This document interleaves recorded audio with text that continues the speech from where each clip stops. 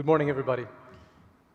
I want to say thank you on behalf of the World Economic Forum and our communities, our stakeholders, for this invitation to join you once again in this stage and to join this community. We're very appreciative of the opportunity to share with you, in this case, some of the findings and some of the thinking behind what the energy transition means and the implications for our sector. To what extent our chemical industry experiences and perhaps plays different roles. And the part of the new paradigm is a constant question that keeps coming up. To what extent we have been able to incorporate those R's that are at the heart of this program. That reinvention, that redefinition needs to satisfy in many areas, needs to satisfy many requests from many areas. And this is yet another opportunity to look at it. For those of you who do not know, the World Economic Forum is the international organization for public-private collaboration. We're based in Switzerland. We are member-based, and the forum itself has gone through a significant transition. And we are putting a lot of emphasis now in fostering and creating those coalitions and those alliances that are going to be truly transformative. I'm happy to also refer to one of those today, because the chemical industry right now is taking that opportunity quite seriously. And it's a very good moment to share with you some of those stories behind it. The forum, I want to localize this. The area where we work heavily in this space of energy, materials, and infrastructure has 4 programs. And I will be basically sharing the results and the insights from one of them, which is our country transition and benchmarking program. Understanding that the programs that you see at the bottom, the 3 are strong energy demand centers, urban, industry, and a very particular view that we have on growth markets, because their energy transition has a lot of particularities. So we have organized our work in the energy, materials, and infrastructure in these 3 areas. But the one on top, which is understanding the energy transition, parameterizing the energy transition, and taking a view that is much more comprehensive, that goes beyond the supply and demand, is largely the work that I will refer to today.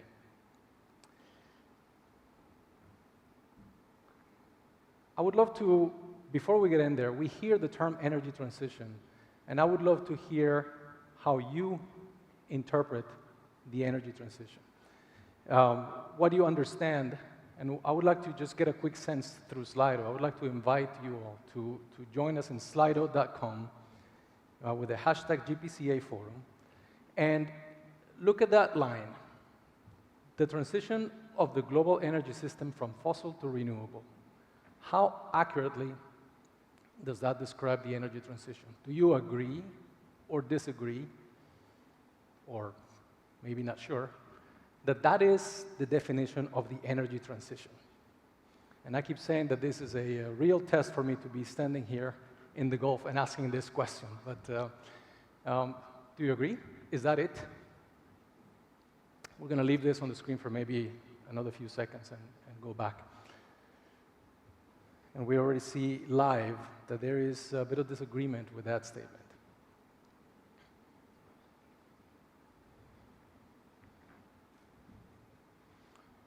Okay, I think that's good enough to get a sense of how you all think.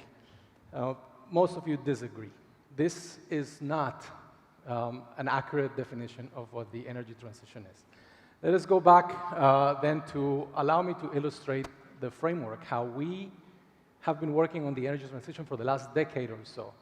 There is an annual report by the World Economic Forum, the Energy Transition Index, and we just published the 10th edition of this. So for the last 10 years or so, we have been creating a framework and trying to understand, using it to understand and using it to catalyze action in many cases. And the ETI looks at countries, looks at geographies. So a lot of what you hear from the Energy Transition Index is a description of the characteristics of the energy system in a particular country. I'll come back to why this is important now. But while it's true that environmental sustainability is critical, is one of those very important dimensions of what we understand as the energy transition, it is not all. Naturally, we are ending the year of climate for many. And right now, the association of what we need to be doing on the energy side has been very tightly related to the drivers to reduce emissions and to respond to a climate crisis. But environmental sustainability is only one of three very important dimensions of the energy transition framework.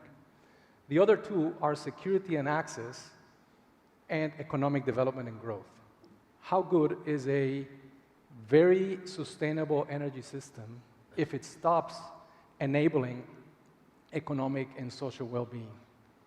We realize that the energy system is at the heart of what we do, and it would be incomplete to just simply refer to a transition from a particular technology to another, or to only look at the dimension of environmental sustainability.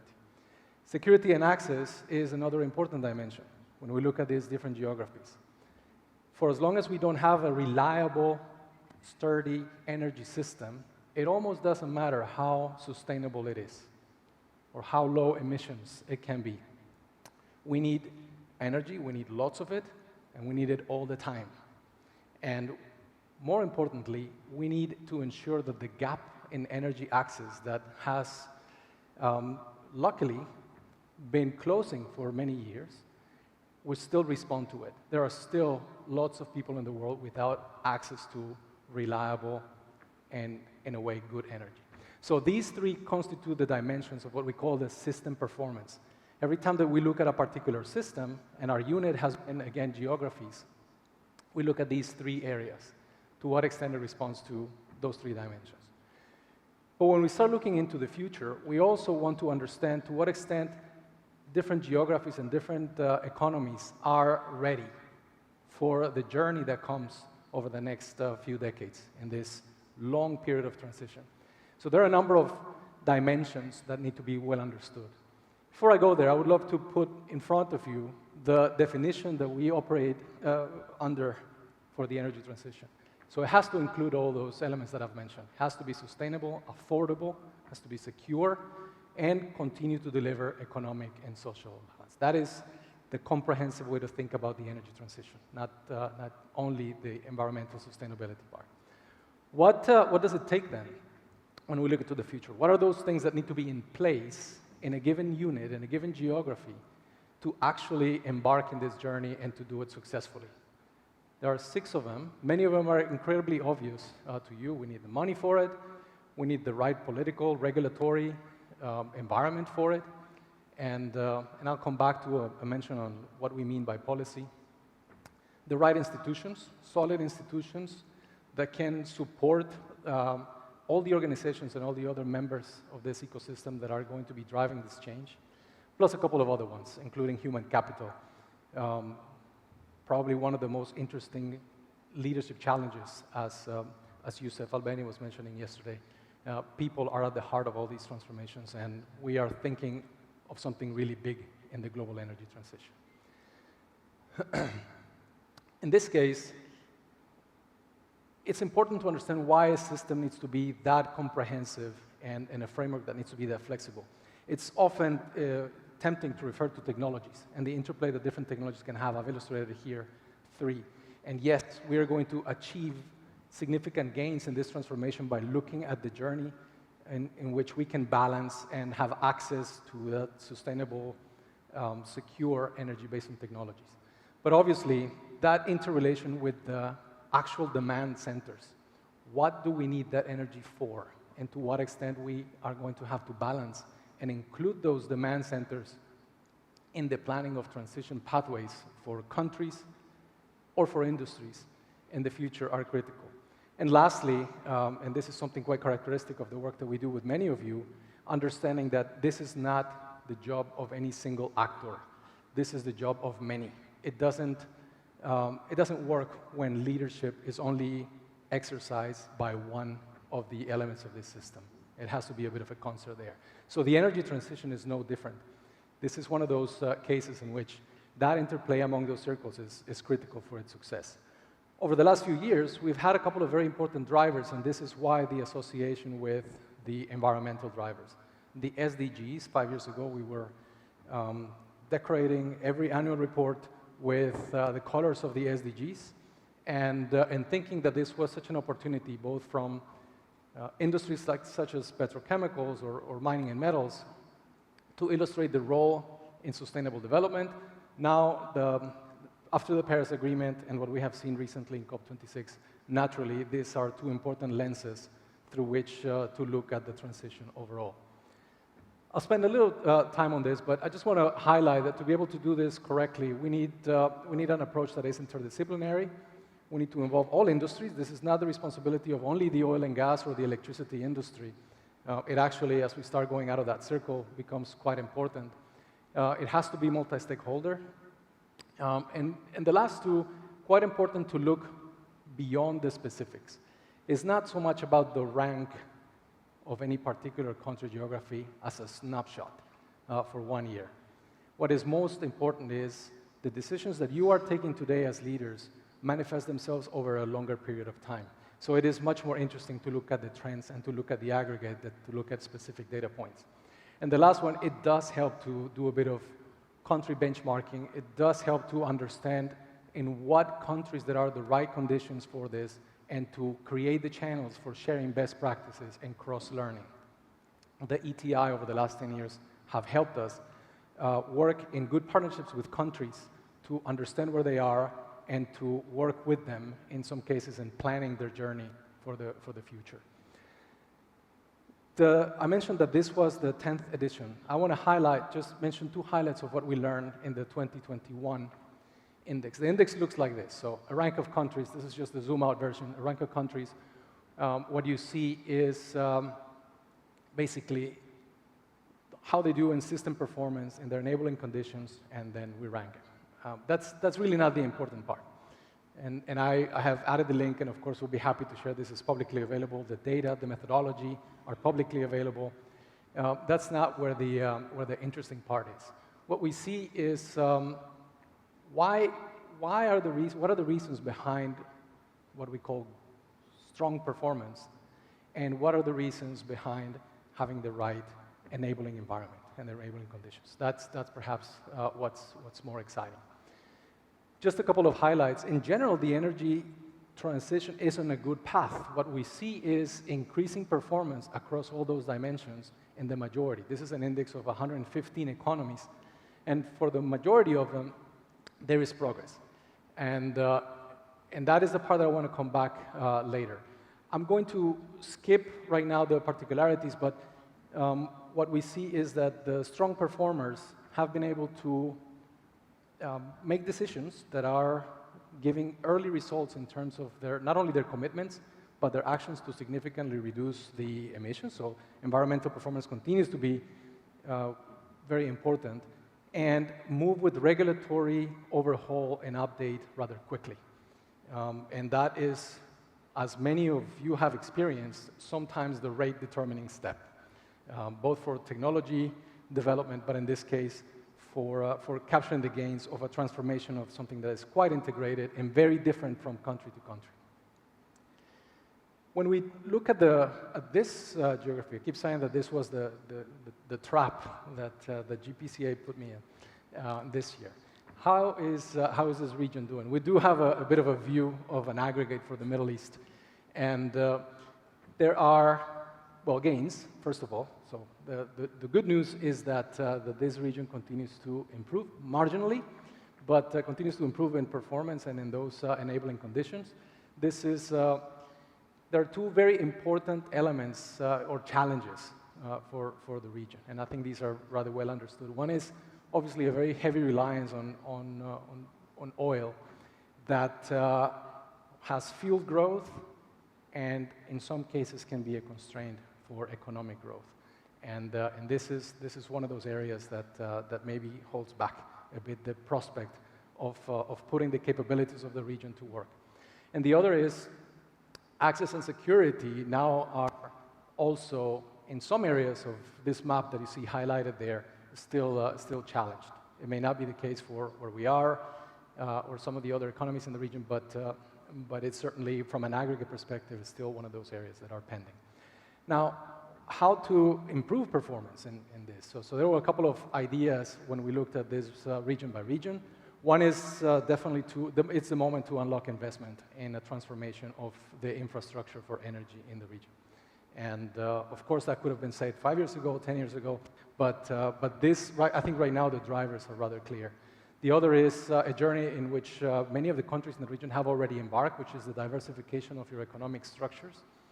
We expect that to close the bridge between the resources and the availability of human capital, of financing, with actually economic productivity.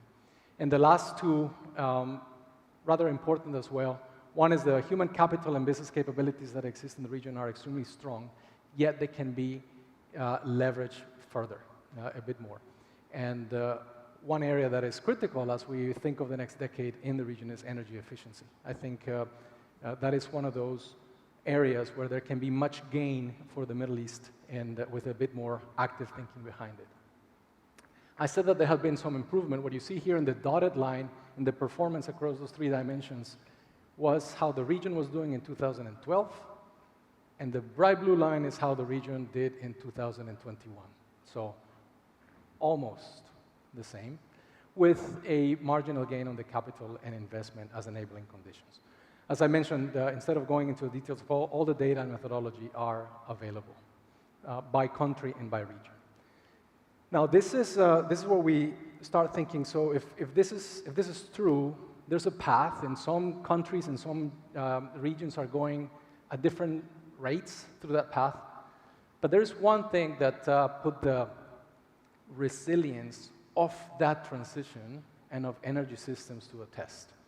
And I think by now it's rather clear what that has been. The last year showed us that the reliability of energy systems was a paramount condition to be able to sustain the livelihoods and to ensure that people wouldn't succumb to a pandemic like this one. From the obvious, we have to keep hospitals and value chains running, to the less obvious interplay that the energy system has on wages, employment, tax, etc. So there are a lot of environmental conditions that are important, and we just are now learning how resilient those energy systems are and how resilient the path is. We can chart a path in different geographies, and at some point, some of these global risks can be a significant change in what we have. So, in what way can some of these global risks, you might recall a couple of years ago when I was on this same stage, we were talking about global risks and the implication for the sector. So in what way can those shocks and those risks derail the progress that we are seeing in the transition of multiple economies throughout the world? We've tried to illustrate them in three groups. Obviously, the manifestation of societal and political risks is one that could threaten significantly our ability to deliver on those 10, 20, 30-year pathways in the future. We've illustrated a couple here in this group. The other is on the energy system itself. We realize that there are some inherent vulnerabilities, depending on where we look. We've seen it, you have seen it in some of the natural disasters just last year, the case of Houston, and that integrated susceptibility of the system from the energy perspective and from the chemical industry perspective came to evidence just recently. And the last part is financial risks. And this is so important that it deserves almost its own spot. In some cases, we just simply don't even have the financial instruments that are going to be necessary for the strong investment that is going to walk us through that journey. And in the case of the industry, we will see a couple of those examples. How to build resilience then? Is there a way to do it? And there are some ideas that we're happy to share with you, at least some areas to look at. One is, to what extent can we make the supply more resilient? This is probably rather obvious. Ensure that the supply of that sustainable and inclusive energy is stronger. Same can be said for the demand side, ensuring that by the time that we are designing those demand centers, the way that we design buildings today in our mobility system does not bring additional vulnerabilities by trying to satisfy only one of the dimensions of the energy transition. The other couple are on the governance and reporting. Actually, as much as some of the, let's say, new wave of reporting, ESG, et cetera, can be considered a burden, it's actually quite helpful to understand where there can be some vulnerabilities. And that is one area we would like to draw your attention to. The more that you can actually understand the correlation between your assets and the performance or the contribution that you make to performance of an overall system, this can be quite helpful. The other is on the incentives and funding. I think it's rather important to understand that through the right incentives, we actually galvanize a bit this path. And it can work both ways, actually. But to be able to create incentives for the entire ecosystem and to, in the way in which you go into negotiations, for example, can go a long way. The most, or at least my own favorite, is trust. It's not going to work. It doesn't matter what we're bringing to partnerships. It doesn't matter how great your assets are and how much money there is on the table. For as long as we don't understand that we are moving an entire system by the combination of our strengths, and this is rooted here. And the last one is, can we take a more active role on the policy design as opposed to post-evaluation and assessment of policies? Let me switch to the sector, since this is, let's say, the second part. What about the energy transition and our job of manufacturing chemicals and materials? And why is this important? If we just take a look at the emissions from the sector, right now the chemical industry responsible for about 6% of the global emissions. They're slightly different data. This is IEA data. You saw a beautiful image illustrated by Ilham yesterday. But for the most part, understood that this is one of those sectors considered hard to abate and more than 5% of global emissions. And when we look at where they come from, again, very well understood in this room, process and energy-related emissions. We've seen also some variability. In some cases, it's 80%, some cases 70%. This is IEA data for the sector.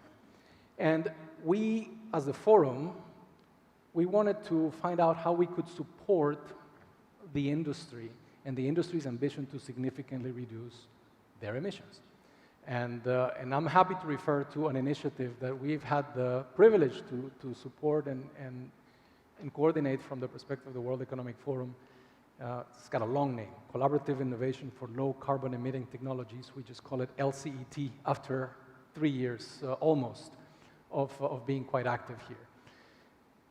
I'm going to try to summarize the thinking and the journey of LCET, but we asked the question, what technologies are going to help the industry travel its own journey to, similar to the energy transition? And what in those can be accelerated through collaboration? That was basically the two main questions that we asked, and we invited through the group of CEOs in our community. And I have to say that incredibly important, the leadership that our chair at the time, Youssef Albania, and Martin Brudermüller from BASF, Marcus Stallman from Covestro at some point saying, let's do this. And so we organized and we found those 5 areas. The inclusion of, there's no particular order, biomass utilization, hydrogen, green hydrogen deployment, plastic waste, not from the environmental disaster perspective, but to actually figure out a way to use it as feedstock and to avoid materials that are valuable from being burned and turned into more CO2, CCU, and process electrification. And what you all have been working on is putting some of these actually in motion. Now, that model has evolved over the last few years, and now this initiative is focusing on deploying those capabilities and those solutions through partnerships at specific steps in value chains. And you saw how much in the case of ammonia or steam methane reforming. So some of the processes in the industry that are very well understood to be responsible for a significant amount of those emissions now give us the opportunity to collaborate around it, responding to, in a way, our role. Very happy to see these organizations, the report that I mentioned that just came out in September. These are the founding partners of the LCET, and it's our opportunity to say thank you for the opportunity you've given the forum to catalyze this effort on the ground. For the future of LCET, definitely a strong emphasis on accelerating technological development through collaboration, connecting these technologies as opposed to these 5 pillars that you saw in a way a bit disconnected, but connecting them in value chains, as I've mentioned, rather important. Understanding the finance, I've made a reference to, do we even have those instruments, and realizing that there's going to be a significant demand for investment capital for them. And in a way, tailoring those and developing those structures so that the actual flows are significant and we can see them rather quickly for projects on the ground. And lastly, working on the demand side, ensuring that the demand for these products from LCET and these value chains actually have a good place in the market. I'll go very briefly to this because policy, I've mentioned quickly policy, we're actually taking a look also at some priorities. And I will not go into the details, but we would love to do similar work in different geographies. Where are those right policy environments and where are those right financing environments to actually deploy some of those ideas and those collaborations behind initiatives like LCET to projects on the ground? And we started with Europe, but we would love to do similar work here in the Middle East. So I am publicly asking for your help. We would love to work with you and your partners and the institutions here in the region to characterize that policy environment and to understand much better where we have those enabling conditions in place. Let me just almost close by saying, so what about the shifting paradigms? And I think it's quite simple to say, well, we are not going to be able to travel that journey by doing only the same thing that we've been doing for the last 100 years. And I think we constantly hear there's got to be a challenge in our role as chemical industry. This is among my favorite slides describing the industry. Many of you might actually have heard this before from a talk. This is the figure of Janus. And in Roman mythology, Janus takes care of doors and is the passage from good to bad, but it's also a representation of duality. And this industry is exactly that. We need to do our own energy transition and, at the same time, be the enabling industry for the energy transition of every other sector out there. So we're playing both sides at the same time. And the change of paradigm is not necessarily to recognize that we have that. We've known that, and we've known that for a long time, that we have a role to play in allowing other sectors to go through their journey. We've gone through also a bit of thinking of we are actually part and enabling entire ecosystems. We are part of the mobility system. It's not only the cross-sectorial with the automotive manufacturers, we're embedded into an entire system. But there is yet another step to be taken by the industry in our view. And these are just some of those summaries. Can we really, in this particular case of enabling the transition, wind turbines, batteries, photovoltaic cells, actually start with a partner mentality, as opposed to call me because I will deliver performance and overperformance if you give me the specs. We want to believe that that's the old chemical industry, competing through over-delivering on specs.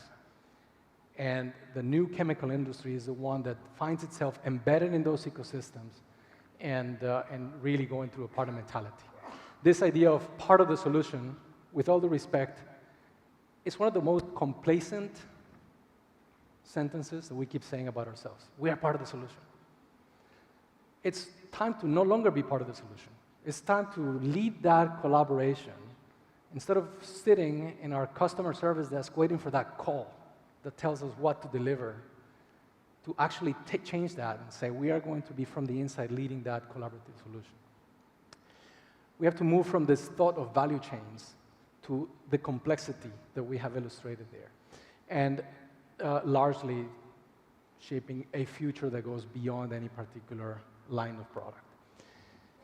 When we looked at different elements of business transformation, there's one that comes at the very center, and I will finish with this, which is the individual leadership.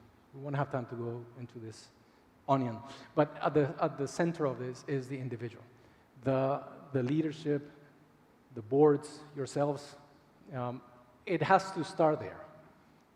And this is the part where we have asked the question in this same stage, if it's true that we are embedded in this very connected ecosystem, do the same leadership traits apply? The same kind of leadership that has brought us to a successful quarter, year, decade, are those the ones that are going to be necessary over the next 10, 20, 30 years to be able to pull leadership from within and with others? And that is the question that on leading complex systems that keeps coming back to many of us when we look at the industry. With that, I want to say thank you, and thank you all for the attention, and the partners that allow all this work to happen. Thank you so much.